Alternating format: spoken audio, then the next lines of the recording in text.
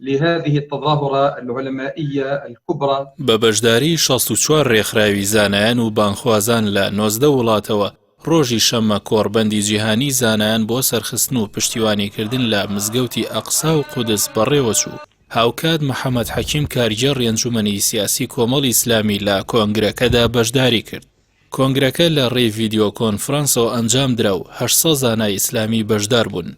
تێیدا نازناوی پارێزەری مینبەر بەخشرا بە دکتۆر عیکریمە سەبری بەهۆی ئەوەی توانیوێتی سەرەڕای فشارەکان و داگیرکاری جوولەکەکان پارێزگاری لە مینبەرەکەی نورەدین زەنکی و سەلاحەدینی ئەیوبی بکات کە هەمیشە دەنگی حەق بووە لە گرتن و هەڕەشەی داگیرکەران نەترساوە. ئەوەش بە وتەی بەشداربوانی دیدارەکە. لە کۆنگرەکەدا عەلی ئەرباش سەرۆکی کاروباری ئاینی تورکیا داوای کردنەتەوەی ئیسلامی یەک هەڵوێز بێت لەم قۆناغەدا بۆ ڕێگری لە زوڵم و هەوڵە داگیرکاریەکانی ئیسرائیل. هەروەها داوا کرا لە بەرنامەی خوێندندا بابەتی قودس و گەلی فەڵەستین گرنگی پێ بدرێت تا دۆزەکە بۆ نەوەکانی داهاتوو بگوازرێتەوە لە پێناو هۆشیارکردنەوەیان.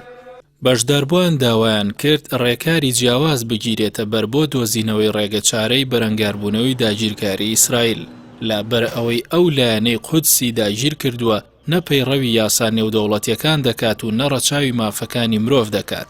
هەروەها ویژدان و مرۆڤایەتیشیان نییە.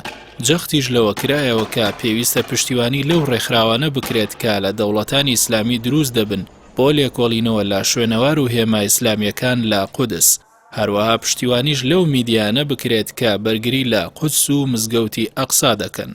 إن رسولنا محمدا صلى الله عليه وسلم. لای خۆیەوە شێخ عیکریمە سەبری موفتی قودس و فەڵەستین ڕایگەاند کە پێغەمبەر درودی خوای لێبێت ڕێگای بانگەوازی بۆ دیاری کردوین و پێویستە لەسەر زانایان لەم ڕۆژە سەختانەدا سەرمەشق بن و بچنە سەر شەقام و لەگەڵ خەڵکدا بن بۆ بەرگریکردن لە قودس.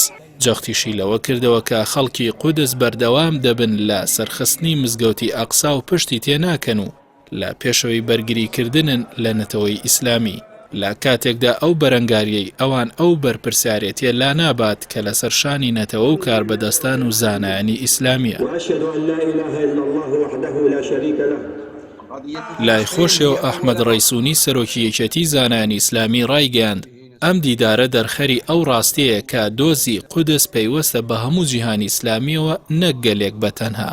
هۆشداری ئەوەشیدا کە زایۆنیزم هەنگاو بۆ پلانێکی دیکە دادەنێت بۆ داگیرکردنی زەوی زیاتری گەلی فەڵەستین بە پشتیوانی ئەمریکا.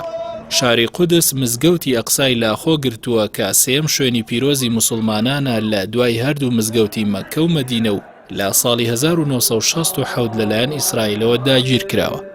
الرحمن الرحیم مالك یوم الدین.